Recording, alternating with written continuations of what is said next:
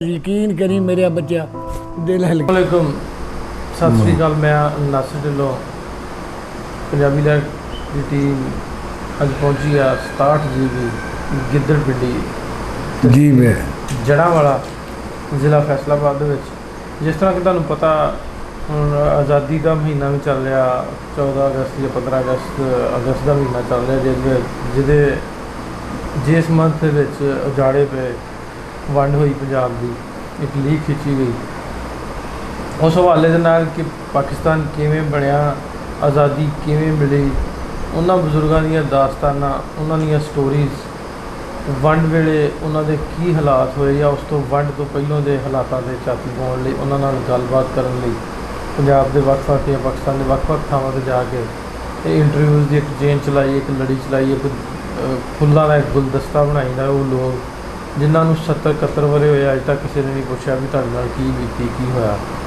उन्हां दी स्टोरीज़ उन्हां दीयां दास्तानां जिहड़ियां कलैक्ट करके उन्हां दे दुख च शामिल हो के इस स्टोरीज़ तुहाडे तक पहुँचाई दियां तुहाडे रूबरू करी दियां ताकि इन्हां दी भी दिलजोई होए कि सानूं नहीं होई असीं जे कुर्बानियां दित्तियां इन्ना कुछ गवाया ते सानूं लोग साडी हौसला अफजाई करदे सानूं इज्जत मान दिंदे।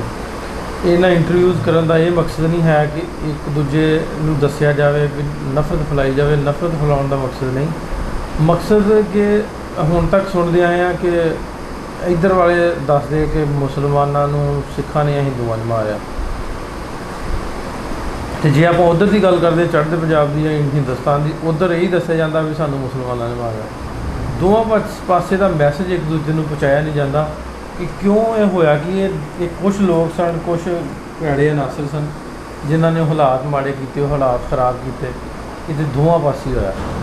साडा ये वीडियोज़ का करन दा मकसद भी है भी जे उधरला मीडिया ये दसदा वा चढ़दे पंजाब च भी तुहानूं मुसलमानां ने मारिया तो तुसीं भी अपने दर्द जिहड़े उन्हां तक रखो। फिर जो दोवां तक गल पहुँचेगी आवाम तक कि कुछ लोग सन दोवां पासे जुल्म होया तो क्यों ना असीं हुण 70-71 वरे हो गया उन्हां गल्लां नूं भुल्लण वालियां गल्लां तो नहीं उन्हां नूं साडे मज़हब इस्लाम च कि माफ़ कर देना सारिਆਂ नालों वड्डी चीज़ है तो क्यों ना एक दूजे नूं माफ़ करके चंगे हमसाए। असीं अगे गल करदे हुंदे भी तारीख दे विच बैकगेयर नहीं है ते असीं रीयूनीअन दे ते असीं हामी नहीं कि पंजाब हिंदुस्तान पाकिस्तान या पंजाब एक हो जाए। चलो बार्डर वज्जे ने वज्जे रहन तारीख दे विच मैं अगे भी गल की पिछे नहीं जाया जा सकता। बार्डर वज्जे वज्जे रहन आपो अपनी थाई रहन पाकिस्तान पंजाब भी इंडिया पंजाब भी लेकिन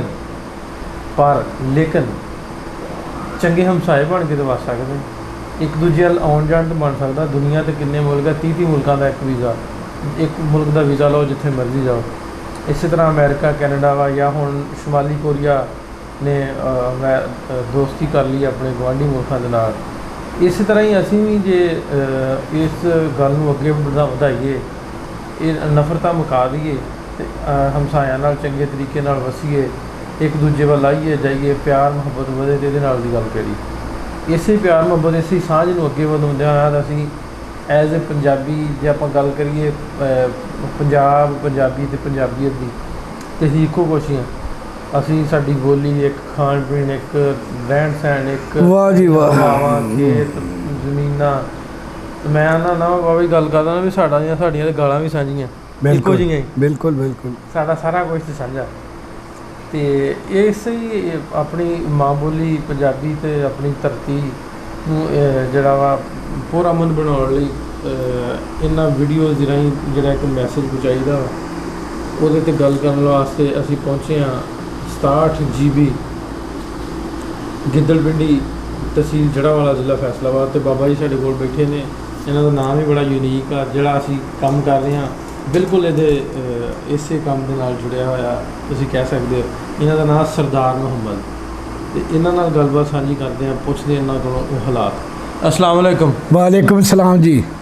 बाबा जी पहलों तो थोड़ा जिहा अपना तारफ करा दिओ जी की नां की तुहाडा? सरदार मुहम्मद सरदार मुहम्मद वल्द मौला बख्श दादा जी दा मौला बख्श। अच्छा ये दसो भी ये सरदार मुहम्मद नां तुहाडा किन्ने रखिया? मेरी माँ मेरी अम्मा जान ने।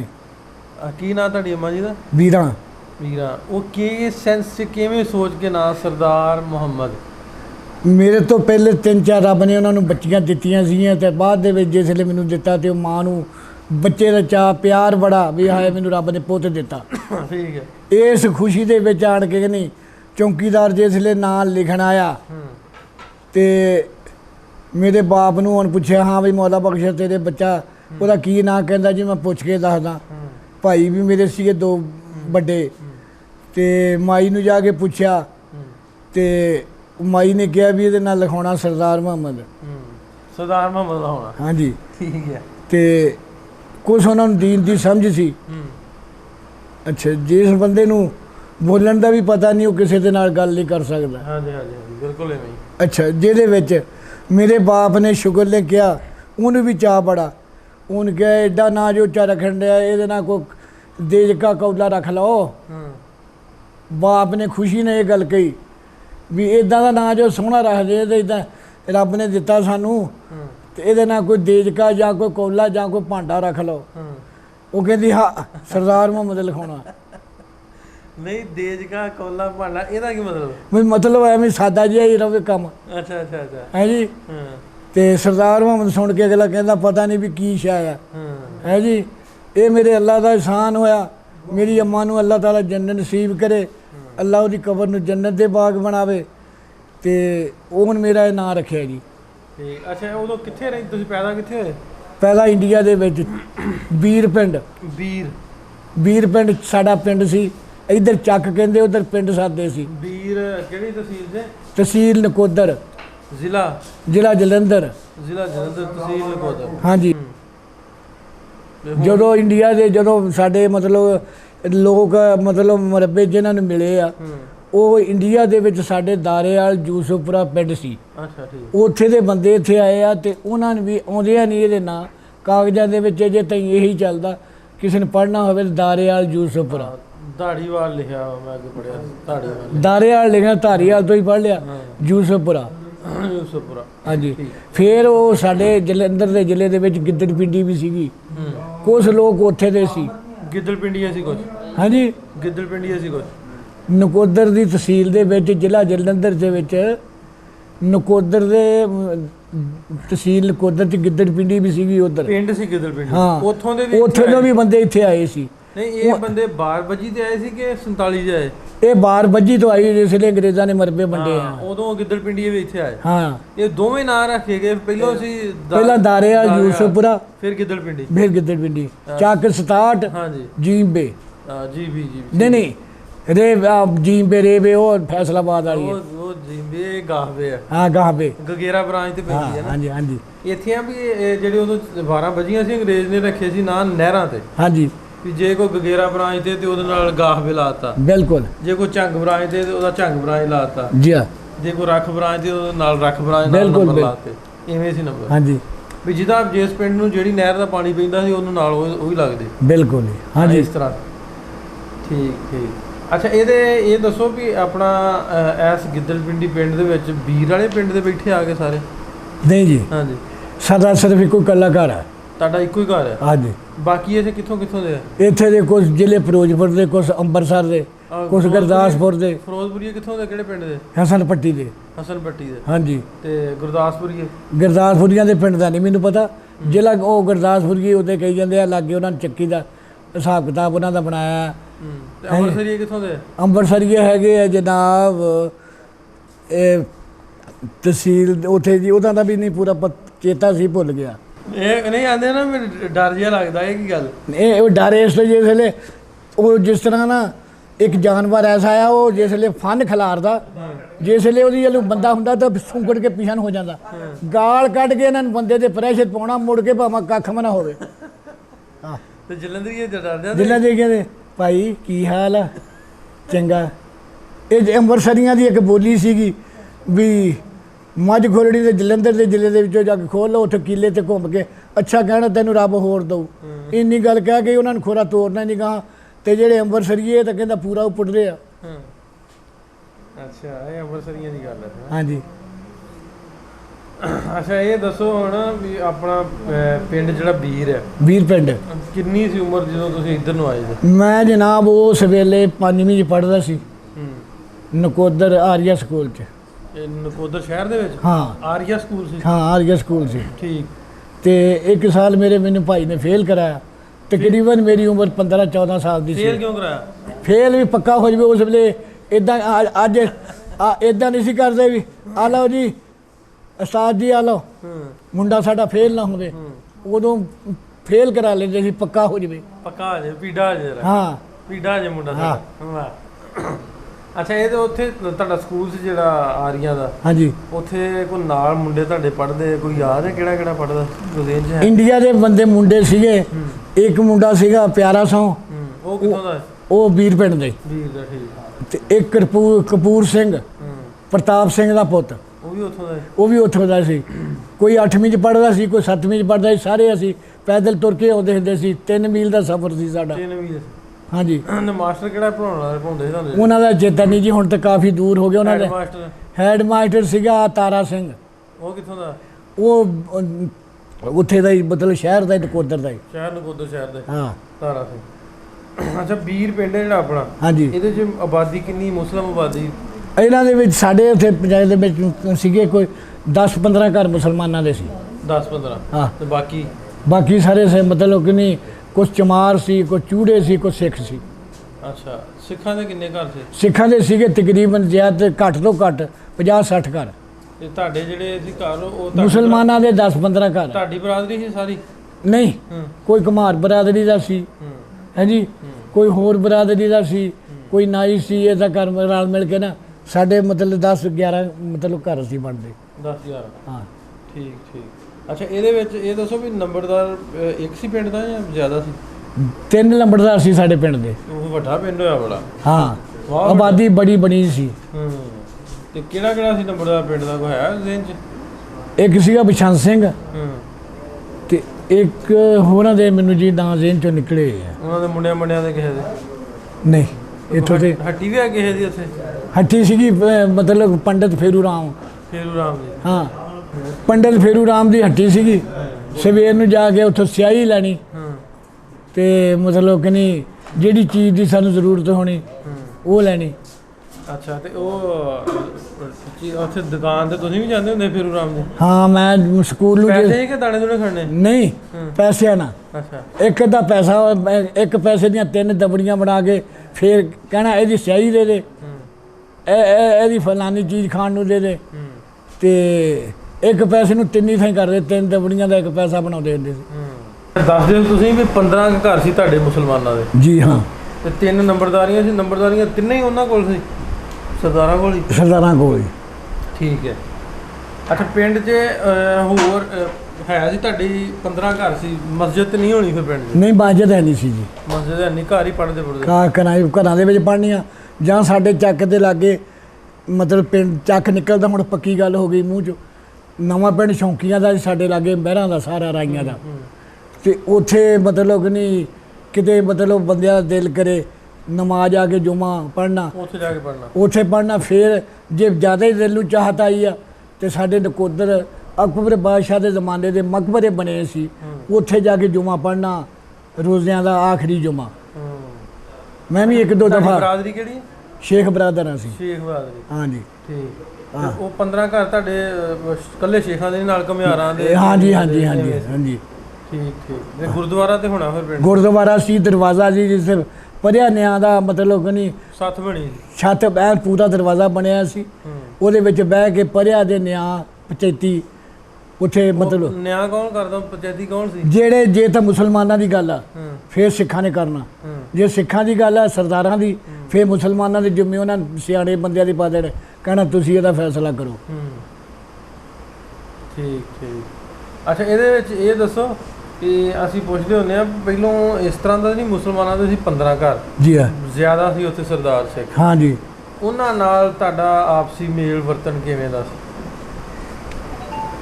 10 ਰੁਪਏ ਕੋਈ ਗੱਲ ਨਹੀਂ ਹੋਣੀ ਤੇ ਲਿਖਣਾ ਤਾਂ ਹੁਣ ਇੰਨਾ ਪਿਆਰ। ਕਿਸੇ ਨੇ ਮੁਸਲਮਾਨ ਦੀ ਸ਼ਾਦੀ ਹੁੰਦੀ ਸੀ ਉਹਨਾਂ ਨੇ ਕਹਿਣਾ ਹਾਂ ਬਈ ਗੱਲ ਕਰ ਤੈਨੂੰ ਕਿਹੜੀ ਚੀਜ਼ ਚਾਹੀਦੀ ਆ। ਹਾਂਜੀ। ਮੇਰਾ ਬਾਪ ਸੀ ਫਿਰ ਦੋਨੋਂ ਵਾਲਾ ਬੰਦਾ। ਜਿਹੜੇ ਬਾਹਮਣ ਲੋਕ ਸੀ ਉਹ ਦਿੰਦੇ ਸੀ ਵਿਆਜ ਤੇ ਪੈਸੇ, ਤੇ ਮੇਰੇ ਬਾਪ ਨੂੰ ਅੱਲਾ ਦਾ ਆਸਾਨ ਸੀ, ਉਹਦੇ ਤੇ ਪਸ਼ੂ ਵੀ ਰੱਖੇ ਸੀ 8-10, ਤੇ ਫਿਰ ਤੁਰਨ ਵਾਲਾ ਬੰਦਾ ਸੀ ਤੇ ਆਣ ਕੇ ਉਸ ਵੇਲੇ ਜ਼ਿਆਦਾ ਤੋਂ ਜ਼ਿਆਦਾ ਜ਼ਰੂਰਤ ਬਣਦੀ ਸੀ 200 ਦੀ ਜਾਂ 250 ਦੀ ਤੇ ਕਹਿਣਾ ਮੌਲਾ ਬਖਸ਼ਾ ਯਾਰ ਕਿ ਨਹੀਂ ਮਾਮਲਾ ਥੋੜ੍ਹਾ ਪੈਸੇ ਚਾਹੀਦੇ, ਉਹਨੂੰ ਕਹਿਣਾ ਲੈ ਜਾਓ, ਬਗੈਰ ਵਿਆਜ ਤੋਂ ਪੈਸੇ ਦੇਣੇ। ਯਕੀਨ ਕਰੀ ਅੱਜ ਨਾਲ ਦੇ ਜੰਮੇ ਬਲਕਿ ਕਈ ਪੇ ਨਹੀਂ ਔਲਾਦ ਦੀ ਉਨੀ ਮੁਹੱਬਤ ਕਰਦੇ ਜਿੰਨੀ ਉਹ ਸਾਡੀ ਕਰਦੇ। ਹਾਂ ਵੀ ਇੰਨਾ ਸੀ ਆਪਸ ਦੇ ਵਿੱਚ ਹਾਂ ਪਿਆਰ। ਆਪਸ ਵਿੱਚ ਪਿਆਰ। ਈਦ ਆਉਣੀ, ਮੇਰੇ ਭਰਾਵਾਂ ਦੇ ਜਿਹੜੇ ਸੱਜਣ ਸੀਗੇ ਉਹਨਾਂ ਨੇ ਕਹਿਣਾ ਹਾਂ ਵੀ ਉਹਨਾਂ ਨੇ ਕਹਿਣਾ ਆ ਜਾਇਓ ਤੇ ਜਨਾਬ ਅਲੱਗਾ ਬਹਾਲ ਕੇ ਉਹਨਾਂ ਨੂੰ ਮਤਲਬ ਬੱਕਰਿਆਂ ਦੀ ਕੁਰਬਾਨੀ ਹੁੰਦੀ ਸੀ ਤੇ ਉਹਨਾਂ ਨੂੰ ਕਹਿਣਾ ਸਾਡੀ ਈਦ ਬਣ ਗਈ। ਜਿੱਦਣ ਗੁਰਪੁਰ ਆਉਣਾ, ਗੁਰਪੁਰਬ ਹੋਣਾ। ਗੁਰਪੁਰ ਦੇ ਨਾਲ ਸਰਦਾਰਾਂ ਦਾ ਆਹੋ ਬਾਬਾ ਜਿਸ ਵੇਲੇ ਉਹ ਬਾਬੇ ਨਾਨਕ ਦਾ ਜਨਮ ਦਿਨ। ਹਾਂ ਜਿਸ ਵੇਲੇ ਉਹ ਹੋਣਾ ਕਹਿਣਾ ਹਾਂ ਬਈ ਕਹਿਣਾ ਠੀਕ ਹੈ ਜੀ। ਜੇ ਸਰਾਧ ਆਏ ਤਾਂ ਵੀ, ਲੋਹੜੀ ਆਈ ਤਾਂ ਵੀ, ਦੀਵਾਲੀ ਆਈ ਤਾਂ ਵੀ, ਸਾਂਝੇ ਦਿਨ ਹਰ ਤਰ੍ਹਾਂ ਪਿਆਰ ਮੁਹੱਬਤ ਨਾਲ ਲੰਘਦੇ ਸੀ। ਕਿਸੇ ਕਿਸਮ ਦਾ ਕੋਈ ਮਜ਼ਹਬੀ ਨਾ ਨਹੀਂ ਹਾਂ ਕਿਸੇ ਉਮਰ ਦਾ। ਹਾਂ ਇੱਕ ਚੀਜ਼ ਸੀ, ਧੀ ਭੈਣ ਨੂੰ ਮਤਲਬ ਉਹਨਾਂ ਦੇ ਕੋਈ ਦੇਖਿਆ ਹਿਸਾਬ ਕਿਤਾਬ, ਉਹਨਾਂ ਨੂੰ ਸਿਆਣੇ ਬੰਦੇ ਨੂੰ ਕਿਸੇ ਨੂੰ ਕਹਿਣਾ ਵੀ ਇਹ ਗੱਲ ਆ, ਇਹ ਫਰਾਵਾ ਨਹੀਂ ਚਾਹੀਦਾ, ਇੱਜ਼ਤ ਵਾਲਾ ਫਰਾਵਾ। ਅੱਛਾ ਉਹ ਆਪਣਾ ਪਿੰਡ ਯਾਦ ਹੁੰਦਾ? ਹਾਂ ਬੇਬਹਾ।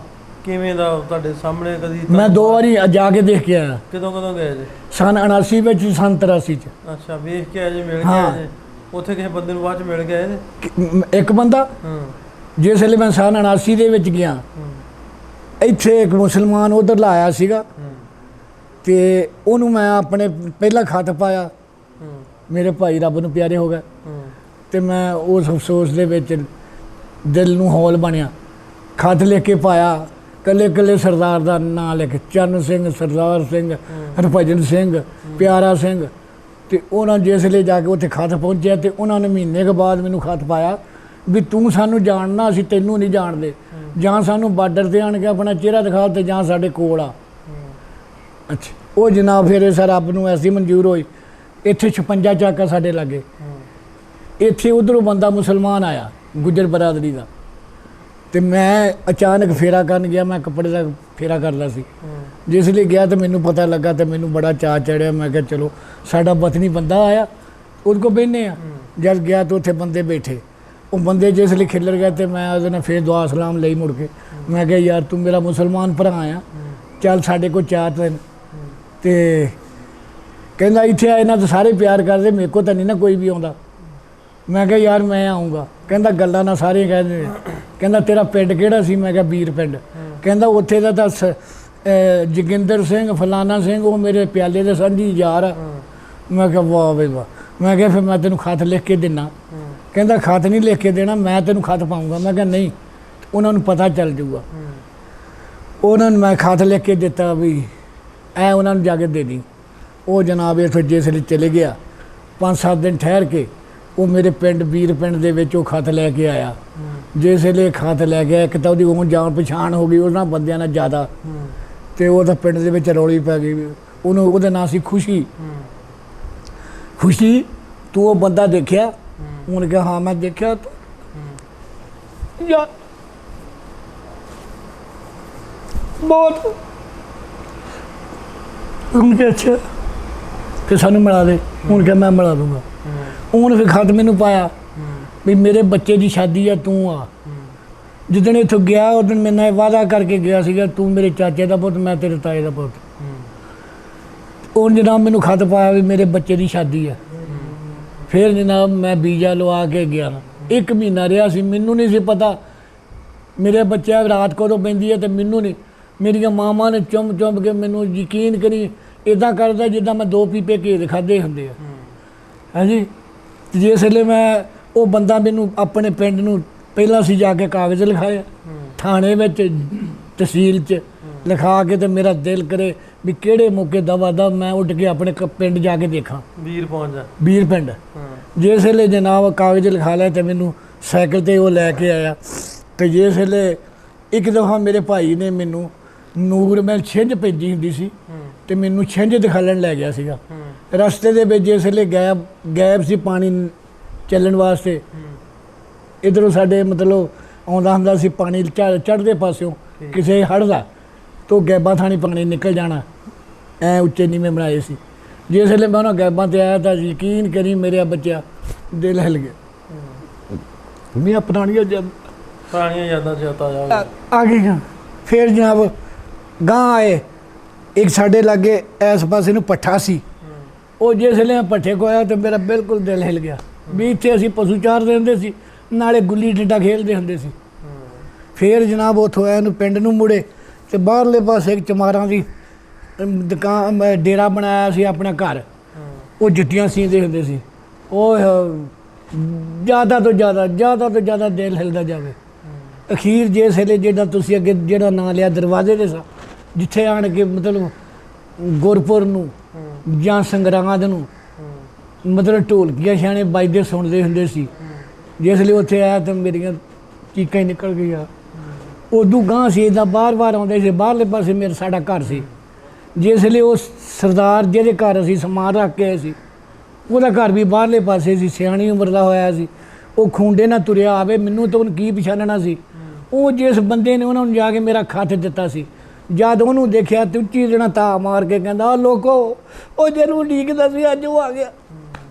ਇੱਕਦਮ ਪਿੰਡ ਇਕੱਠਾ ਹੋ ਗਿਆ ਆਣ ਕੇ। ਉਹ ਕਹਵੇ ਉਹ ਲੋਕੋ ਇਹ ਦੁੱਖ ਦਾ ਮਾਰਾ ਆਇਆ, ਰਵਾਵੋ, ਉਹਨਾਂ ਨੂੰ ਹੌਸਲਾ ਦਿਓ।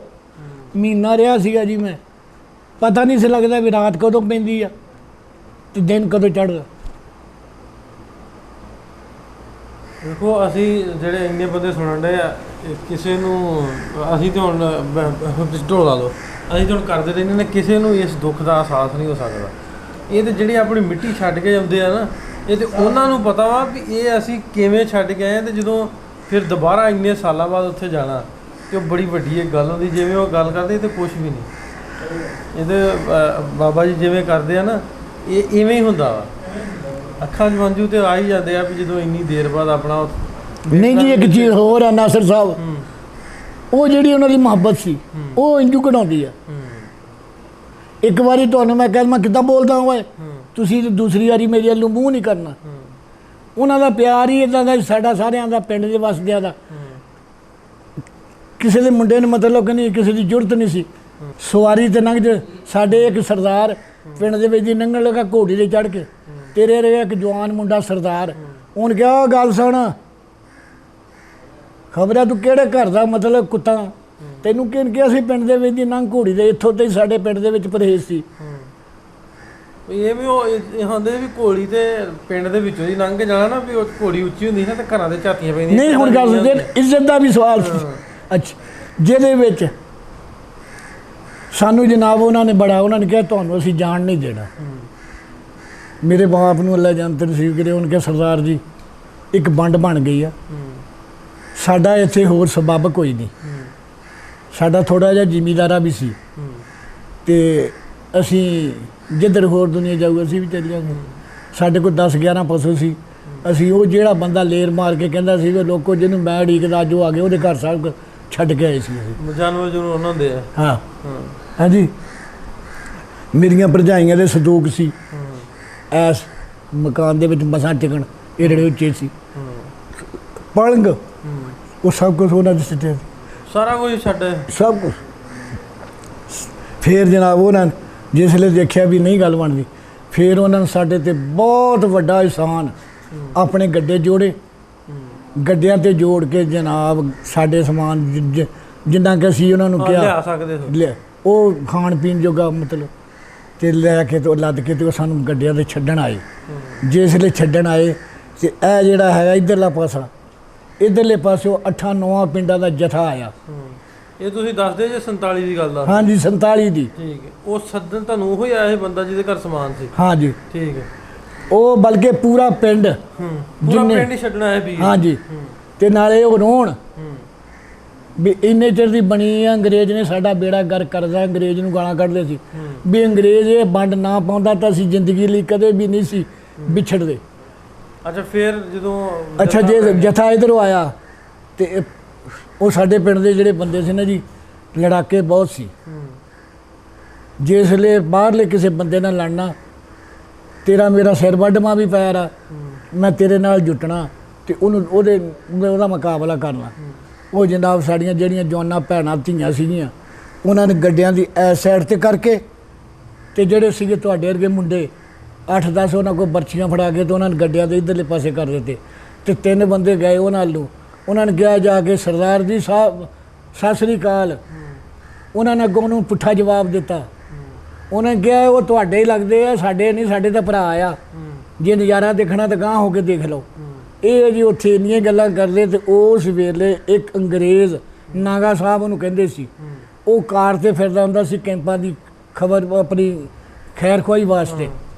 ਹਾਂਜੀ, ਉਹ ਜਨਾਬ ਕਾਰ ਲੈ ਕੇ ਆ ਗਿਆ ਜਿਸ ਲਈ ਉਹ ਦੇਖਿਆ ਇਹ ਮਤਲਬ ਰਸ਼, ਤੇ ਉਹ ਜਿਸ ਲਈ ਆਇਆ ਤੇ ਇੱਕ ਬੱਚਾ ਤੁਹਾਡੇ ਵਰਗਾ ਜਵਾਨ ਸੀਗਾ, ਅੰਗਰੇਜ਼ੀ ਪੜ੍ਹਿਆ ਸੀ। ਉਹਨੇ ਅੰਗਰੇਜ਼ੀ 'ਚ ਉਹਨੂੰ ਸਵਾਲ ਕੀਤਾ। ਉਹਨੇ ਕਿਹਾ ਸੀ ਇਹਨਾਂ ਦੀ ਇਮਦਾਦ ਵਾਸਤੇ, ਇਹਨਾਂ ਦੀ ਇਮਦਾਦ ਕੀਤੀ ਹੈ, ਇਮਦਾਦ ਵਾਸਤੇ ਛੱਡਣਾ ਹੈ। ਉਹਨੇ ਕਿਹਾ ਯੈਸ ਯੈਸ, ਛੱਡ ਦਿਓ ਇੱਥੇ, ਉਤਾਰ ਦਿਓ ਇਹਨਾਂ ਨੂੰ। ਤੇ ਸਾਨੂੰ ਉਹਨਾਂ ਹੱਥ ਮਾਰਦਾ ਵੀ ਤਾਂ ਚਲੋ ਕੈਂਪ ਵਿੱਚ। ਹਾਂਜੀ, ਉਹ ਜਿਹੜੀਆਂ ਮੇਰੇ ਬੱਚਿਆ, ਉਹ ਜਿਹੜੀਆਂ ਗੱਲਾਂ ਆਖਰੀ ਟਾਈਮ ਦੀਆਂ ਜਦੋਂ ਸਾਨੂੰ ਛੱਡ ਕੇ ਗਏ ਆ, ਗੱਲ ਸਮਝ ਆਉਂਦੀ ਕਿਸੇ ਕਿਸੇ ਨੂੰ, ਮੇਰੇ ਉਹ ਦਿਲ ਤੋਂ ਨਹੀਂ ਜੇ ਤੇਲ ਥੀ ਵੀ ਐਡਾ ਆਸਾਨ ਸਾਨੂੰ ਬਾ ਇੱਜ਼ਤ ਸਾਡੀਆਂ ਜਵਾਨਾਂ ਭੈਣਾਂ ਵੀ ਸੀ, ਧੀਆਂ ਵੀ ਸੀ, ਜਿਸ ਤਰ੍ਹਾਂ ਲੋਕਾਂ ਨਾਲ ਹੁੰਦੀ ਸੀ ਸਾਡੇ ਨਾਲ ਹੁੰਦੀ ਤਾਂ ਅਸੀਂ ਕਿਸੇ ਨੂੰ ਕੀ ਕਹਿ ਸਕਦੇ ਸੀ। ਲੇਕਿਨ ਉਹਨਾਂ ਨੇ ਆਪਣੀ ਜਾਨ ਦੀ ਬਾਜੀ ਖੇਲ ਕੇ ਸਾਡੀ ਇੱਜ਼ਤ ਨੂੰ ਮਹਿਫੂਜ਼ ਰੱਖ ਕੇ ਕੈਂਪ ਦੇ ਵਿੱਚ ਬਾੜਿਆ। ਉਹ ਮੈਨੂੰ ਉਹ ਜਿਹੜੀ ਉਹਨਾਂ ਦੀ ਮੁਹੱਬਤ ਸੀ ਉਹ ਮੈਨੂੰ ਨਹੀਂ ਸੀ, ਉਹ ਹੁਣ ਤਾਈਂ ਵੀ ਨਹੀਂ ਟਿਕਣ ਦਿੰਦੀ। ਹਾਂ ਵੀ ਜਿੱਥੇ ਇੰਨੀ ਦੁਨੀਆ ਕਤਲ ਵਗਾਰਤ ਹੋ ਗਈ ਹੈ, ਇੰਨੇ ਵੀ ਸਾਰੀ 20 ਦਾ ਟੱਬਰ, ਉਹਨਾਂ 'ਚੋਂ ਇੱਕ ਜੀ ਬਚਿਆ, ਕਈਆਂ ਦਾ ਇੱਕ ਵੀ ਨਹੀਂ ਬਚਿਆ, ਕਈਆਂ ਦਾ ਇੱਕ ਵੀ ਨਹੀਂ ਬਚਿਆ, ਨਾਮੋ ਨਿਸ਼ਾਨ ਮਿਟ ਗਏ। ਫੇਰ ਜੀ ਕੈਂਪ ਦੇ ਵਿੱਚ 25-27 ਦਿਨੀ ਤੇਰੇ ਵਰਗੇ ਜਵਾਨ ਮੁੰਡਿਆਂ ਨੂੰ ਉਹਨਾਂ ਨੇ ਕਹਿਣਾ ਜਾਓ, ਉਹਨਾਂ ਨੂੰ ਪਤਾ ਲੱਗ ਗਿਆ ਉਹਨਾਂ ਨੂੰ ਵੀ ਕਿਸੇ ਚੀਜ਼ ਦੀ ਜ਼ਰੂਰਤ ਹੈ। ਕਦੀ ਸਾਨੂੰ ਦਾਣੇ ਬਣਾ ਕੇ ਦੇ ਜਾਣੇ, ਕਦੀ ਰੋਟੀਆਂ ਪਕਾ ਕੇ ਦੇ ਜਾਣੀਆਂ। ਹੈ ਜੀ, ਮੇਰੇ ਬੱਚਿਆ ਤੇਰਾ ਆਉਣਾ ਅੱਲਾ ਕਬੂਲ ਕਰੇ। ਇਹ ਮੇਰੇ ਰੱਬ ਨੇ ਅੱਜ ਈਦ ਦਾ ਦਿਹਾੜਾ ਲਿਆਂਦਾ। ਈਦ ਨਾਂ ਆ ਖੁਸ਼ੀ ਦਾ। ਈਦ ਵਾਲੇ ਦਿਨ ਘਰ ਮੁਰਦਾ ਹੋਵੇ, ਈਦ ਕੀ ਕਹੂ। ਅੱਜ ਆਪਾਂ ਖੁਸ਼ੀ ਨਾਲ ਬੈਠੇ, ਅੱਜ ਈਦ ਆ ਮੇਰੀ। ਲੇਕਿਨ ਨੀਂਦ ਨਹੀਂ ਆਈ ਹੈ ਜੀ, ਰਾਤੀ ਕੱਲ੍ਹ ਦੀ ਮੈਨੂੰ ਜਦੋਂ ਸ਼ਾਹ ਸਾਹਿਬ ਨੇ ਮੈਨੂੰ ਦਾਵਤ ਦਿੱਤੀ ਆ, ਮੈਂ ਇੰਡੀਆ ਫਿਰਿਆ ਆ। ਅੱਛਾ, ਇਸ ਵੇਲੇ ਇੰਟਰਵਿਊ ਹੋਣਾ। ਹਾਂਜੀ, ਤੇ ਯਕੀਨ ਕਰਿਓ ਤੇ ਮੈਂ ਆਪਣੇ ਸਾਥ, ਮੇਰਾ ਸਾਥੀ ਹੈਗਾ, ਮੈਂ ਕਿਹਾ ਵੀ ਮੈਂ ਦੇਖ ਬੰਦੀਏ ਰੱਬ ਦੀਏ ਕਿੱਡਾ ਰੱਬ ਦਾ ਸਾਨ ਆ। ਅੱਜ ਮੈਂ ਕਿਹਾ ਸਵੇਰ ਨੂੰ ਮੇਰਾ ਕਹਿੰਦੀ ਵੀਡੀਓ ਬਣਨੀ ਆ, ਮਤਲਬ ਮੇਰੀ ਤਸਵੀਰ, ਮੇਰੀਆਂ ਗੱਲਾਂ ਦੁਨੀਆ 'ਤੇ ਖਿਲਰਨੀਆਂ। ਕਹਿੰਦੀ ਕਿਤੇ ਹੋਰ ਨਾ ਕੁਛ ਬਣ ਜਾਵੇ। ਮੈਂ ਕਿਹਾ ਮੈਂ ਫਿਰ ਉਹਨਾਂ ਨੂੰ ਅਜੇ ਘਰ ਨਹੀਂ ਦਿਖਾ ਰਿਹਾ, ਜੇ ਮੈਨੂੰ ਚੱਕਣਗੇ ਤਾਂ ਮੈਂ ਕਿਹਾ ਕਿ ਨਹੀਂ ਉੱਥੋਂ ਹੀ ਭਾਵਾਂ ਚੱਕਣ। ਉਹ ਬੜਾ ਸ਼ੁਗਲ ਪੜਿਆ। ਤੇ ਉਹ ਸਵੇਰੇ ਮੈਂ ਨਾ ਰਾਤ ਮੈਨੂੰ ਯਕੀਨ ਕਰੀ ਦੁਆ ਇਹ ਕਰੀ ਮੈਨੂੰ ਸੁਬਾਹ ਮੈਨੂੰ ਠੰਡੀ ਰੱਬ ਤੌਫੀਕ ਦੇਵੇ ਤੇ ਮੈਂ ਨਮਾਜ਼ ਪੜ੍ਹ ਕੇ ਤੇ ਜਾ ਕੇ ਸੌਂ ਜਾਂਦਾ। ਅੱਜ ਮੈਂ ਸੁੱਤਾ, ਮੈਨੂੰ ਨੀਂਦ ਨਹੀਂ ਆਈ ਹਾਲ ਨਾਲ। ਤੇ ਜਦ ਹੈ ਜੀ ਚਾਹ ਨਹੀਂ, ਯਕੀਨ ਕਰੀ ਫੇਰ ਸਾਨੂੰ ਥੋੜ੍ਹੀ ਜਿਹੀ ਤੰਗੀ ਆਈ। ਸਾਡੇ ਇੰਡੀਆ ਦਾ ਇੱਕ ਰਿਵਾਜ਼ ਸੀ ਵੀ ਜਿਸ ਵੇਲੇ ਮੁੰਡਾ ਵਿਆਹਿਆ ਜਾਂਦਾ ਸੀ, ਸਹੁਰਿਆਂ ਦੇ ਘਰੋਂ ਆਪਣੇ ਟੱਬਰ ਨੂੰ ਲੈ ਕੇ ਆਉਂਦਾ ਸੀ ਨਾ, ਸਹੁਰਿਆਂ ਦੇ ਘਰੋਂ ਸਲਵਾਰ ਪਾ ਕੇ ਆਉਣੀ, ਤੇ ਜਿਸ ਵੇਲੇ ਮਾਪਿਆਂ ਦੇ ਘਰੋਂ, ਜਿਸ ਵੇਲੇ ਸਹੁਰਿਆਂ ਦੇ ਪਿੰਡ 'ਚ ਆਉਣੀ ਤੇ ਉਹਨੂੰ ਬਾਹਰ ਬਹਾਲੇ ਆਉਣਾ ਕਿਸੇ ਖੂਹ ਤੇ। ਖੂਹਾਂ ਦੇ ਸਾਡਾ ਰਕਬਾ ਸੀ, ਤੇ ਖੂਹ ਤੇ ਬਹਾਲੇ ਆਉਣਾ, ਆਪਣੀ ਮਾਂ ਨੂੰ ਜਾਂ ਭੈਣ ਨੂੰ ਘੱਗਰਾ ਦੇ ਕੇ ਘੱਲਣਾ, ਉਹਨੂੰ ਘੱਗਰਾ ਪਾਉਣਾ, ਪਵਾ ਕੇ ਤੇ ਫੇਰ ਲੈ ਕੇ ਆਉਣਾ, ਤਾਂ ਪਤਾ ਲੱਗ ਜਾਣਾ ਵੀ ਇਹ ਪਿੰਡ ਦੀ ਨੂੰਹ ਆ। ਇੱਥੋਂ ਤਾਈਂ ਮਤਲਬ ਹਿਆ ਸੀ। ਹੈ ਜੀ, ਤੇ ਇੰਨਾ ਹਯਾ, ਮੁਸਲਮਾਨ ਵੀ ਸਰਦਾਰ ਵੀ ਮਾਂ ਦੇ ਸਾਹਮਣੇ ਟੱਬਰ ਨੂੰ ਬੁਲਾਉਣਾ ਨਹੀਂ। ਹੈ ਜੀ, ਆ ਵੀ ਉਦੋਂ ਹੋਰ ਹਿਸਾਬ ਕਿਤਾਬ ਸੀ ਬਹੁਤਾ ਹੀ। ਅੱਛਾ, ਜਿਹਦੇ ਵਿੱਚ ਜਨਾਬ ਇਹ ਗੱਲਾਂ ਬਾਤਾਂ ਜਿਹੜੀਆਂ ਜਿਸ ਵੇਲੇ ਮੈਂ ਦੁਬਾਰੇ ਮਤਲਬ ਕਿ ਨਹੀਂ ਭਰਾਵਾਂ ਦੀ ਮੌਤ ਦੇ ਵਿਛੋੜੇ ਦੇ ਵਿੱਚ ਮੈਂ ਗਿਆ, ਯਕੀਨ ਕਰੀ ਬਾਹਮਣਾ ਦਾ ਮੁੰਡਾ ਜਿਹੜੀ ਤੁਸੀਂ ਦੁਕਾਨ ਪੁੱਛੀ ਆ, ਉਹ ਪੰਡਿਤ ਫੇਰੂ ਰਾਮ ਰੱਬ ਨੂੰ ਪਿਆਰਾ ਹੋ ਗਿਆ ਸੀ, ਤੇ ਉਹਦੇ ਮੁੰਡਿਆਂ ਨੇ ਮੇਰੇ ਕੋਲ ਬੈਠੇ ਰਹਿਣਾ, ਤੇਰੇ ਅੱਗੇ ਤੇਰਾ ਹੀ ਕੱਦ, ਤੇਰੀ ਸ਼ਕਲ। ਤੇ ਉਹਨਾਂ ਨੇ ਉਸ ਵੇਲੇ ਕੈਂਚੀ, ਰੈਲ ਫਿਲਟਰ, ਲੰਪ ਸਿਗਰਟ ਚੱਲਦੇ ਸੀ, ਮੈਂ ਸਿਗਰਟ ਪੀਂਦਾ ਸੀ। ਉਹਨਾਂ ਨੇ ਕਿਹਾ ਸਰਦਾਰਿਆ ਸਾਨੂੰ ਮਤਲਬ ਤੇਰੀ ਦਾਵਤ ਦਾ ਤਾਂ ਟਾਈਮ ਹੀ ਨਹੀਂ ਲੱਭਦਾ। ਤੇ ਉਹਨਾਂ ਨੇ ਸਿਗਰਟਾਂ ਦੀਆਂ ਡੱਬੀਆਂ ਲੈ ਕੇ ਜੇਬ 'ਚ ਪਾ ਕੇ, ਤੀਲਾਂ ਦੀਆਂ ਡੱਬੀਆਂ ਮੇਰੇ ਕੋਲ ਬੈਠੇ ਰਹਿਣਾ। ਜਿਸ ਵੇਲੇ ਮੇਰੇ ਦੇਖਣਾ ਆਖਰੀ ਸਿਗਰਟ, ਉਹਨਾਂ ਨੇ ਮੇਰੀ ਜੇਬ ਦੇ ਵਿੱਚ ਫਿਰ ਡੱਬੀ ਪਾ ਦੇਣੀ। ਹੈ ਜੀ, ਅੱਛਾ ਇਹ ਦੱਸੋ ਵੀ ਫਿਰ ਜਦੋਂ ਆ ਗਏ ਇੱਧਰ ਹਾਂਜੀ ਇੱਥੇ ਆ ਗਏ ਐਸੇ ਪਿੰਡ ਹੀ ਆਏ ਹਾਂ ਇਸੇ ਪਿੰਡ ਕਿਵੇਂ ਸ਼ੁਰੂ ਕੀਤਾ ਫਿਰ ਨਵੇਂ ਸਿਰੇ ਇੱਥੇ ਜਨਾਬ ਕਿ ਨਹੀਂ ਮਾਸ਼ਾਅੱਲਾ ਇੱਥੇ ਲੱਗ ਗਈ ਆ ਮੇਰੀਆਂ ਭੈਣਾਂ ਜਿੱਥੇ ਦੋ ਵਿਆਹੀਆਂ ਸੀ ਉਹਨਾਂ ਦਾ ਚਾਚਾ ਰਹਿੰਦਾ ਸੀ ਉਹਨੂੰ ਉਮਰਾ ਸਾਦੇ ਸੀ ਉਮਰਦੀਨ ਉਹਦਾ ਨਾਂ ਸੀ ਉਮਰਦੀਨ ਉਹਦਾ ਨਾਂ ਸੀ ਉਮਰਾ ਸਾਦੇ ਸੀ ਉਹ ਆਏ ਆਪਣੇ ਚਾਚੇ ਕੋ ਜਿਸ ਲਈ ਆਏ ਚਾਚੇ ਕੋ ਇੱਕ ਰਾਤ ਜਨਾਬ ਅਸੀਂ ਗਾਰੇ ਦੇ ਵਿੱਚ ਕੈਂਪ ਦੇ ਵਿੱਚ ਗਾਰੇ 'ਚ ਰਾਤਾਂ ਕੱਟੀਆਂ ਬਾਰਿਸ਼ਾਂ ਪੈਂਦੀਆਂ ਸੀ ਖੇਸਾਂ ਦੇ ਤੰਬੂ ਲਾਏ ਸੀ ਉਹਨਾਂ ਵਿੱਚ ਦੀ ਚੋ ਕੇ ਤੇ ਜਨਾਬ ਜਿਸ ਦੇ ਇੱਥੇ ਆਏ ਤੇ ਇਹਨਾਂ ਰੋਟੀ ਰਾਟੀ ਮਤਲਬ ਆਓ ਭਗਤ ਬੜੀ ਕੀਤੀ ਉੱਜੜ ਕੇ ਆਏ ਜਦੋਂ ਉੱਜੜ ਕੇ ਆਏ ਜਿਸ ਵੇਲੇ ਰਾਤ ਪਈ ਇੱਕ ਐਰੜੇ ਮੋਟੇ ਪੱਠੇ ਦੀ ਮੰਜੀ ਦਾ ਬਾਣ ਉਹਦੇ ਛੋਟੇ ਮੰਜੀ ਤੇ ਮੈਂ ਉੱਤੇ ਪਿਆ ਮੈਨੂੰ ਨਹੀਂ ਪਤਾ ਲੱਗਾ ਨਾ ਸਰ ਜੀ ਯਕੀਨ ਕਰੀ ਵੀ ਜਿੱਦਾਂ ਮੈਂ ਬਹੁਤ ਉੱਚਾ ਮਖਬਲ ਦਾ ਕੋਈ ਮੰਜਾ ਹੁੰਦਾ ਤੇ ਮੈਨੂੰ ਪਤਾ ਹੀ ਨਹੀਂ ਰਿਹਾ ਨਾ ਰੋਟੀ ਦਾ ਨਾ ਪਾਣੀ ਦਾ ਮੈਨੂੰ ਪਤਾ ਹੀ ਨਹੀਂ ਰਿਹਾ ਇੰਨਾ ਮੈਨੂੰ ਉਸ ਮੰਜੀ ਦਾ ਚਾਅ ਤੇ ਮੈਂ ਆਰਾਮ ਨਾਲ ਸੁੱਤਾ ਫਿਰ ਜਨਾਬ ਸਵੇਰਾ ਹੋਇਆ ਇਹ ਕਹਿਣ ਜੀ ਸਾਨੂੰ ਵੀ ਇੱਦਾਂ ਕਹਿੰਦੇ ਮੇਰੇ ਭਰਾ ਜਿਹੜੇ ਸੀ ਉਹ ਕਿਸੇ ਗੱਲ ਦੀ ਪਰਹੇਜ਼ ਕਰ ਉਹ ਕਹਿੰਦੇ ਰਿਸ਼ਤੇਦਾਰੀ ਜਿਹੜੀ ਹੁੰਦੀ ਉੱਥੇ ਬਹੁਤਾ ਚਿਰ ਨਹੀਂ ਰਹਿਣਾ ਚਾਹੀਦਾ ਸਾਨੂੰ ਕੋਈ ਥਾਂ ਲੱਭ ਦਿਓ ਫਿਰ ਪਿੰਡੋਂ ਬਾਹਰਲੇ ਪਾਸੇ ਉੱਥੇ ਜਨਾਬ ਕਿ ਨਹੀਂ ਚੂੜਿਆਂ ਦੇ ਘਰ ਸੀ ਜਿਸ ਲਈ ਉੱਥੇ ਗਏ ਜਦੋਂ ਉਹਨੇ ਕਿਹਾ ਵੀ ਆ ਤੇ ਉੱਥੇ ਬਣਿਆ ਬਾਲਾ ਸ਼ਾਹ ਚੂੜਿਆਂ ਦੀ ਬੰਦਗੀ ਵਾਸਤੇ ਜਿਹੜੀ ਚੂੜੇ ਬੰਦੇ ਉਹ ਜਿਸ ਵੇਲੇ ਗਏ ਤਾਂ ਮੇਰਾ ਭਰਾ ਤੇ ਇੱਕ ਮੇਰਾ ਭਤੀਜਾ ਤੇ ਉਹ ਦੇਖਣ ਗਏ ਤਾਂ ਮੇਰਾ ਭਤੀਜਾ ਰੋ ਪਿਆ ਤੇ ਮੇਰਾ ਭਾਈ ਉਹਨੂੰ ਕਹਿੰਦਾ ਕੀ ਗੱਲ ਰੋ ਪਿਆ ਕਹਿੰਦਾ ਅਸੀਂ ਇੱਦਾਂ ਦੇ ਮਕਾਨ ਛੱਡ ਕੇ ਆਏ ਸੀ ਕਹਿੰਦਾ ਵੀ ਤੂੰ ਵੱਟਾ ਸੱਟਾ ਕੀਤਾ ਸ਼ੁਕਰ ਕਰ ਕੈਂਪ ਦੇ ਵਿੱਚ ਅਸੀਂ ਭੇਜਦੇ ਸੀ ਤੇ ਇੱਥੇ ਅੜ ਗਏ ਇਹਦੇ ਵਿੱਚ ਤਾਂ ਵੜ ਗਏ ਫਿਰ ਜਨਾਬ ਉਹ ਬਾਲੇ ਸ਼ਾਹ ਨੂੰ ਢਾਹ ਕੇ ਪੱਧਰਾ ਕੀਤਾ ਬਹਾਰੀ ਬੂਰੀ ਫੇਰ ਕੇ ਫਿਰ ਅਸੀਂ ਉੱਥੇ ਚਲ ਗਏ ਤੇ ਯਕੀਨ ਕਰੀ ਬਣਦੇ ਤੋੜੇ ਖੋਰੀ ਦੇ ਉੱਤੇ ਪਏ ਹੋਣਾ ਤੇ ਗੰਨੇ ਚੂਬ ਕੇ ਰਾਤਾਂ ਕੱਢਣੀਆਂ ਪਿਆਜੀ ਦੀਆਂ ਰੋਟੀਆਂ ਖਾ ਕੇ ਅਸੀਂ ਮਤਲਬ 12-14 ਦਿਨ ਕੱਢੇ ਆ ਗੰਨੇ ਚੂਬ ਕੇ ਰਾਤਾਂ ਕੱਢੀਆਂ ਕਿਸੇ ਵੇਲੇ ਤੋਂ ਉਦੋਂ ਬੰਦੇ ਰੋਕਦੇ ਨਹੀਂ ਸੀ ਰਸ ਲਿਆ ਕੇ ਉਹਦੀ ਖੀਰ ਬਣਾ ਕੇ ਇੰਨੇ ਕੁ ਚੌਲ ਪਾ ਕੇ ਵਿੱਚ ਹੋਰ ਕੋ ਪਾ ਕੇ ਮੇਰੀਆਂ ਸਿਆਣੀਆਂ ਨੇ ਤੇ ਸਾਨੂੰ ਖਾਣ ਨੂੰ ਦੇਣਾ ਤੇ ਰਾਤਾਂ ਕੱਢੀਆਂ ਅੱਜ ਚੌਧਰੀ ਸਾਹਿਬ ਸਾਡੇ ਬੱਚੇ ਆ ਜੇ ਕੋਈ ਮਤਲਬ ਹਲਕੀ ਜਿਹੀ ਮਾੜਾ ਜਿਹਾ ਵੀ ਨੁਕਸ ਤੈਨੂੰ ਕਿਹਨ ਕਿਹਾ ਸੀ ਇਹ ਪਕਾਈ ਹਾਂਜੀ ਮਾੜਾ ਕੱਪੜਾ ਸਾਡੇ ਕੱਪੜਿਆਂ ਨੇ ਪਤਾ ਹੀ ਨਹੀਂ ਸੀ ਵੀ ਹੈਗੇ ਗਲ ਕਿ ਨਹੀਂ ਮੰਜੀਆਂ ਕਿੰਨੀ ਦੇਰ ਬਾਅਦ ਬਣਾਈਆਂ ਕੱਪੜੀਆਂ 6 ਮਹੀਨਿਆਂ ਬਾਅਦ 6 ਮਹੀਨੇ ਥੱਲੇ ਸੁੱਤੇ ਖੋਰੀ ਛੱਡ ਕੇ ਤੇ ਕੱਪੜੇ ਬਸ ਖੇਸ ਖੂਸ ਉੱਤੇ ਲੈ ਲੈਣੇ ਇੱਕ ਦੂਜੇ ਦੇ ਵਿੱਚ ਵੜ ਕੇ ਹਾਂਜੀ ਫਿਰ ਯਕੀਨ ਕਰਿਓ ਤੋੜੇ ਬਣਦੇ ਸੀ ਉਹਨਾਂ ਦੇ ਵਿੱਚ ਚੂਹੇ ਨੇ ਨੱਠੇ ਫਿਰਨਾ ਬਾਕੀ ਲੜਦੇ ਨੇ ਬਾਜੇ ਮੁੱਕੇ ਉੱਤੇ ਡਿੱਗਣਾ ਚੂਹਿਆਂ ਨੇ ਹਾਂਜੀ ਫਿਰ ਅੱਲਾਹ ਤਾਲਾ ਦੀ ਜ਼ਾਤ ਨੇ ਸਾਡੇ ਤੇ ਕਰਮ ਕੀਤਾ ਹੌਲੀ ਹੁਣ ਬੱਚਿਆ ਤੁਸੀਂ ਜਾਣਾ ਨਹੀਂ ਮੈਨੂੰ ਇਹ ਵੀ ਪਤਾ ਮੈਂ ਤੈਨੂੰ ਪਹਿਲਾਂ ਦੱਸ ਦਿੰਦਾ ਮੈਂ ਤੁਹਾਨੂੰ ਆਪਣੀ ਕੱਖਾਂ ਦੀ ਕੁੱਲੀ ਦਿਖਾ ਤੂੰ ਕਹੇਂਗਾ ਵਾਹ ਵੀ ਵਾਹ ਹੌਲੀ ਫਿਰ ਸਭ ਕੁਝ ਰੱਬ ਨੇ ਬਣਾਤਾ ਸਭ ਕੁਝ ਰੱਬ ਨੇ ਦੇ ਦਿੱਤਾ ਹਾਂਜੀ ਸਭ ਕੁਝ ਅੱਛਾ ਹੁਣ ਆ ਗਈ 14 ਅਗਸਤ ਹਾਂਜੀ ਆਜ਼ਾਦੀ ਦਾ ਦਿਨ ਆ ਗਿਆ ਹਾਂਜੀ ਮੁਲਕ ਤੇ ਅਸੀਂ ਵੱਖਰਾ ਰਹਿ ਲਿਆ ਸੀ ਆਨੇ ਚਲੋ ਇੱਕ ਮੁਸਲਮਾਨਾਂ ਨੂੰ ਵੱਖਰੀ ਸਟੇਟ ਮਿਲ ਗਈ ਦੋ ਕੌਮੀ ਨਜ਼ਰੀਆ ਸੀ ਤੇ ਬੜਾ ਵਧੀਆ ਹੋ ਗਿਆ ਹਾਂਜੀ ਪਰ ਹੁਣ ਜਿਵੇਂ ਆ 14 ਅਗਸਤ ਮਨਾਉਂਦੇ ਆ ਮੁੰਡੇ ਆ ਤੁਸੀਂ ਵੇਖਿਆ ਹੋਣਾ ਵਾ ਦੇਖਿਆ ਜੀ ਇੰਨੇ ਪੈਸੇ ਝੰਡੀਆਂ ਤੇ ਵੀ ਲਾਉਂਦੇ ਫਿਰ ਮੋਟਰਸਾਈਕਲਾਂ ਦੀਆਂ ਬੌਂਸਰੀਆਂ ਕੱਢ ਕੇ ਫਾਇਰਿੰਗ ਵੀ ਕਰਦੇ ਆ ਸ਼ਹਿਰ 'ਚ ਮੋਟਰਸਾਈਕਲਾਂ ਵੀ ਭਜਾਉਂਦੇ ਆ ਜੋ ਪੁੱਠਾ ਕੰਮ ਹੈ ਇਹਦੋਂ ਕਰਦੇ ਤੇ ਅਗਰ ਇਹਨਾਂ ਨੂੰ ਪੁੱਛਿਆ ਜਾਵੇ ਵੀ ਦੱਸਿਆ ਜਾਵੇ ਵੀ ਇਹ 14 ਅਗਸਤ ਜਿਹੜੀ ਮਨਾਉਂਦੇ ਜੇ ਪਾਕਿਸਤਾਨ ਬਣਿਆ ਕਿਵੇਂ ਇੱਕ ਮਿੰਟ ਇਹ ਸਾਡੇ ਜਿਹੜੇ ਹੁਣ ਸਾਡੇ ਹੁਕਮਰਾਨ ਆ ਉਹ ਦੱਸ ਸਕਦੇ ਆ ਉਹ ਹੁਕਮਰਾਨ ਤਾਂ ਡੀਟੀ ਤੇ ਚਲ ਗਿਆ ਉਹਦਾ ਪੁੱਤ ਸਾਰਿਆਂ ਨੂੰ ਜ਼ਿਆਦਾ ਖੋਰੂ ਪਾਉਂਦਾ ਸਮਝਾਵੇ ਕਿਹੜਾ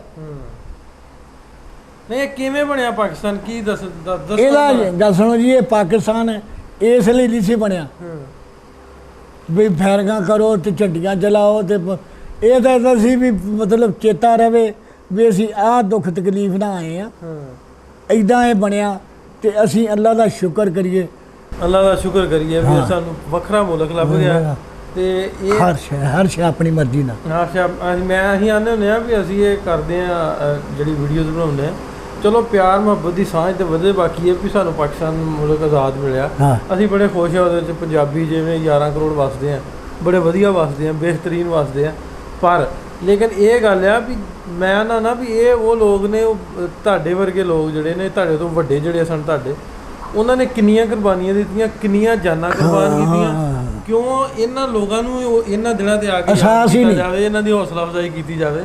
ਸਾਡਾ ਇਹਨਾਂ ਨੂੰ ਮਕਰਨ ਕਰਨ ਦਾ ਮਕਸਦ ਹੈ। ਦੇਖੋ ਜੀ ਨਾਸਰ ਸਾਹਿਬ, ਦੂਸਰੀ ਵਾਰੀ ਮੈਂ ਇੱਥੇ ਮਤਲਬ ਕਿ ਨਨਕਾਣੇ ਜਾਣਾ ਮੇਲੇ ਤੇ, ਉੱਥੇ ਸਾਨੂੰ ਆਸੇ ਪਾਸੇ ਦੇ ਸਾਡੇ ਜਲੰਧਰ ਦੇ ਜ਼ਿਲ੍ਹੇ ਦੇ ਪਿੰਡਾਂ ਦੇ ਟੱਕਰਦੇ ਆ।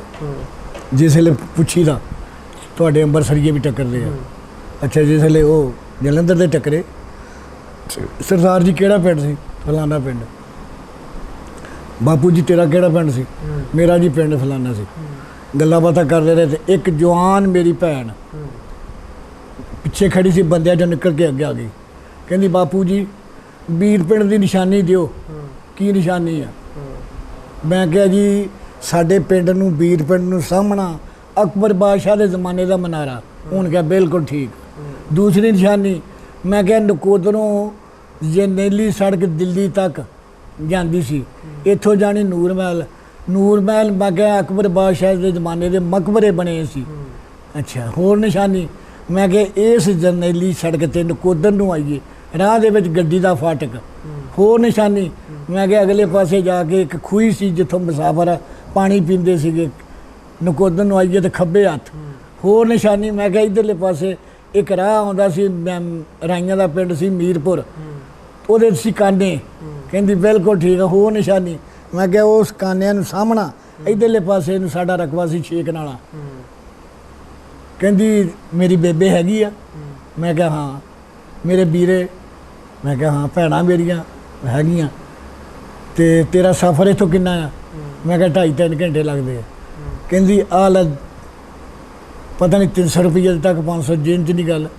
ਆਹ ਲੈ ਕਹਿੰਦੀ ਪੈਸੇ, ਮੇਰੀ ਬੇਬੇ ਨੂੰ ਮਠਿਆਈ ਲੈ ਕੇ ਦਿਆ ਤੇ ਉਹਨਾਂ ਨੂੰ ਕਹੋ ਵੀ ਮੈਂ ਨਨਕਾਣੇ ਇੰਗਲੈਂਡ ਜਾ ਰਿਹਾ, ਤੈਨੂੰ ਇੱਥੋਂ ਇੰਗਲੈਂਡ ਨੂੰ ਲੈ ਜਾਣਾ। ਮੈਂ ਉਹਨੂੰ ਕਿਹਾ ਮੇਰੀ ਭੈਣੇ ਉੱਠ ਫਰੀਦਾ ਸੁੱਤਿਆ, ਦਾੜੀ ਆਇਆ ਬੂਰ, ਅੱਗਾ ਨੇੜੇ ਆ ਗਿਆ ਤਾਂ ਪਿੱਛਾ ਰਹਿ ਗਿਆ ਹੁਣ ਲਈ। ਫਿਰ ਜਿਸ ਵੇਲੇ ਮੈਂ ਦੂਸਰੀ ਵਾਰੀ ਗਿਆ ਇੰਡੀਆ ਨੂੰ ਤੇ ਉਹਨਾਂ ਲੋਕਾਂ ਨੇ ਫੇਰ ਮੈਂ ਬੜਾ ਇੰਡੀਆ ਫਿਰ ਕੇ ਆਇਆ। ਲੁਧਿਆਣਾ ਮੈਂ ਦੇਖ ਕੇ ਆਇਆ, ਬਹੁਤ ਸਵਾਦ ਲਿਆ। ਬੇਬਹਾ ਤੇ ਨਵਾਂ ਸ਼ਹਿਰ, ਫਲੌਰ, ਮਹਾਲੋਂ। ਇੱਥੇ ਸਾਡੇ ਸਰਦਾਰ ਦਲਵਾਰ ਸਿੰਘ ਸੀ ਛਾੜ ਦੇ ਵਿੱਚ, ਉਹਦਾ ਪੋਤਾ ਆਇਆ ਇੱਥੇ ਇੱਕ ਦਫਾ ਤੇ ਉਹ ਜਨਾਬ ਲੰਮੀ ਚੌੜੀ ਕੀ ਗੱਲ ਕਰਨੀ, ਉਹ ਆਣ ਕੇ ਨਾ ਜਿਸ ਵੇਲੇ ਜਾਣ ਲੱਗਾ ਤੇ ਸਾਡੇ ਪਿੰਡ ਦਾ ਇੱਕ ਡਾਕਟਰ ਮੁੰਡਾ ਉੱਥੇ ਆ, ਉਹਨੂੰ ਉਹਦੀ ਦੁਕਾਨ 'ਚ ਬੈਠਾ ਤੇ ਇੱਕ ਦੋ ਸੱਜਣ ਬਣ ਗਏ। ਉਹ ਬੈਠਾ ਤੇ ਜਿਸ ਵੇਲੇ ਉਹਨੂੰ ਸਮਨਾਵਾ ਦੇ ਗਿਆ ਵੀ ਕੋਈ ਮੁਸਲਮਾਨ ਬੰਦਾ ਤੁਹਾਡਾ ਆਵੇ ਤੇ ਮੈਨੂੰ ਮਿਲ ਕੇ ਆਵੇ। ਉਹਨੇ ਕਿਹਾ ਠੀਕ ਹੈ ਜੀ। ਜਿਸ ਵੇਲੇ ਮੈਂ ਦੂਸਰੀ ਵਾਰੀ, ਉਹ ਜਿਸ ਵੇਲੇ ਮੈਂ ਨਨਕਾਣੇ ਗਿਆ ਤੇ ਲੁਧਿਆਣੇ ਦਾ ਬੰਦਾ, ਇੰਡਸਟਰੀ ਏਰੀਆ ਵੀ, ਉਹਦੇ ਵਿੱਚ ਉਹਦੀ ਸਾਈਕਲਾਂ ਦੀ ਦੁਕਾਨ ਸੀ। ਅੱਛਾ, ਉਹ ਜਨਾਬ ਕਿ ਨਹੀਂ ਮੇਰੇ 'ਤੇ ਕੰਬਲ ਲਿਆ ਸੀ ਇੰਡੀਆ ਦਾ। ਮੈਨੂੰ ਕਹਿੰਦਾ ਉਹ ਭਾਈ ਆ ਕੰਬਲ ਕਿੱਥੋਂ ਲਿਆ? ਮੈਂ ਕਿਹਾ ਤੁਹਾਡੇ ਘਰੋਂ। ਕਹਿੰਦਾ ਕਦੋਂ ਗਿਆ ਸੀ? ਮੈਂ ਕਿਹਾ ਮੈਂ 89 'ਚ। ਕਹਿੰਦਾ ਸਵਾਦ ਹੋਣਾ ਤੋਂ ਜੇ ਹੁਣ ਆਵੇ ਤਾਂ। ਉਹਨੇ ਆਪਣਾ ਐਡਰੈਸ ਮੈਨੂੰ ਲਿਖ ਦਿੱਤਾ। ਦੂਸਰੀ ਵਾਰੀ ਗਿਆ ਜਨਾਬ ਮੈਂ, ਨਾਲੇ ਲੁਧਿਆਣਾ ਦੇਖਿਆ ਤੇ ਫਿਰ ਜਨਾਬ ਜਿਸ ਵੇਲੇ ਮੈਂ ਦੂਸਰੀ ਵਾਰੀ ਅੱਜ ਜਾਂਦਾ ਸ਼ਾਮ ਨੂੰ ਪਿੰਡ ਦੇ ਵਿੱਚ ਫੇਰ ਰੌਲੀ ਪਾ ਗਈ ਵੀ ਸਰਦਾਰਾ ਆ ਗਿਆ, ਸਰਦਾਰਾ ਆ ਗਿਆ, ਫੇਰ ਸਰਦਾਰਾ ਆ ਗਿਆ। ਫੇਰ ਪਿੰਡ ਇਕੱਠਾ ਹੋ ਗਿਆ, ਫੇਰ ਮਿਲੇ ਗਿਲੇ ਤੇ ਇੱਕ ਬੀਬੀ ਦਾ ਨਾ ਮਾਂ ਸੀ ਤੇ ਨਾ ਪੇ ਸੀ ਤੇ ਉਹਦੇ ਪੋਤੇ ਦੀ ਸ਼ਾਦੀ ਸੀ।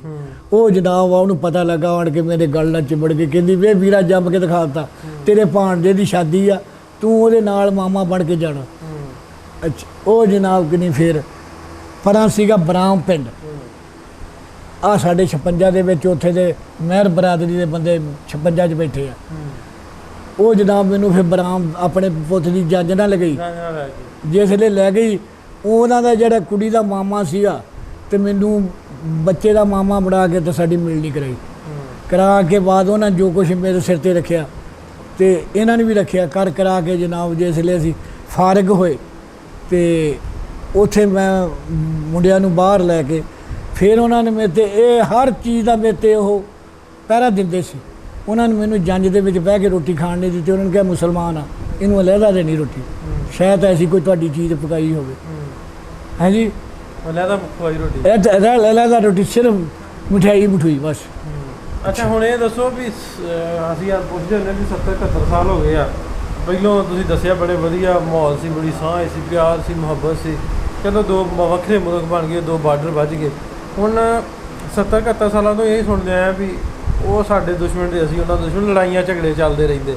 ਹੁਣ ਆਉਣ ਵਾਲੇ ਵਕਤ 'ਚ, ਆਉਣ ਵਾਲੇ ਟਾਈਮ 'ਚ ਕਿਵੇਂ ਹੋਣਾ ਚਾਹੀਦਾ ਵਾ ਤੁਹਾਡਾ ਖਿਆਲ? ਇਹ ਜਿਹੜੇ ਸਾਡੇ ਹੁਕਮਰਾਨ ਆ ਨੇ ਜੀ, ਇਹ ਉਹਨਾਂ ਨੂੰ ਚਾਹੀਦਾ ਅੱਗੇ ਮਤਲਬ ਨਾਸਰ ਸਾਹਿਬ ਘਰ ਦੇ ਵਿੱਚ ਜਿਹੜਾ ਸਿਆਣਾ ਬੰਦਾ ਸੀ ਨਾ, ਉਹ ਜਿਹਨੂੰ ਮਰਜ਼ੀ ਚੀਜ਼ ਦੇ ਦੇਵੇ, ਜੇ ਤੋਂ ਮਰਜ਼ੀ ਲੈ ਆਵੇ, ਕੋਈ ਪੁੱਛ ਦੱਸ ਨਹੀਂ ਹੁੰਦੀ। ਹੁਣ ਉਹਦਾ ਇੰਟਰਵਿਊ ਪੂਰਾ ਲੈਂਦੀ ਇਲਾਜ ਵੀ ਕਿਹਨੂੰ ਪੁੱਛਿਆ ਸੀ, ਇਹ ਸਾਨੂੰ ਵੀ ਚਾਹੀਦੀ ਸੀ। ਹੁਣ ਇਹ ਗੱਲ ਆ, ਹੁਣ ਅਗਲੇ ਪੁੱਛਣ ਵਾਲੇ ਵੀ ਮਗਰ ਚੜ੍ਹ ਪੈਂਦੇ ਆ। ਹਾਂਜੀ ਸਹੁਰਾ ਜੱਜ ਜਵਾਈ ਮਤਲਬ ਕਿ ਨਹੀਂ ਰੱਸੇਗੀਰ, ਫੈਸਲਾ ਇੱਥੇ ਕਿਹੜਾ ਕਰੇ? ਸਹੁਰਾ ਜੱਜ ਜਵਾਈ ਰੱਸੇਗੀਰ ਆ, ਫੈਸਲਾ ਕਿਹੜਾ ਕਰੂਗਾ ਜੀ? ਗਵਰਨਮੈਂਟਾਂ ਦਾ ਵੀ ਇੱਕ ਗੱਲ ਵੀ ਤੁਹਾਡੀ ਠੀਕ ਹੈ, ਇਹ ਦੋਵੇਂ ਪਾਸੇ ਹੀ ਆ, ਉੱਤੇ ਵੀ ਉਹ ਬੈਠੇ ਆ ਦੇਖੋ ਮੁਖਾਲਫਤ ਵਾਲੇ ਤਾੜੀ ਦੋ ਉੱਥੇ ਵੱਜਦੀ ਆ, ਇੱਕ ਹੱਥ ਨੂੰ ਜਿੱਦਾਂ ਮਰਜ਼ੀ ਖੜਕਾਈ ਨਹੀਂ ਲੱਗਦਾ, ਜਦ ਦੂਜਾ ਰਲਿਆ ਨਹੀਂ।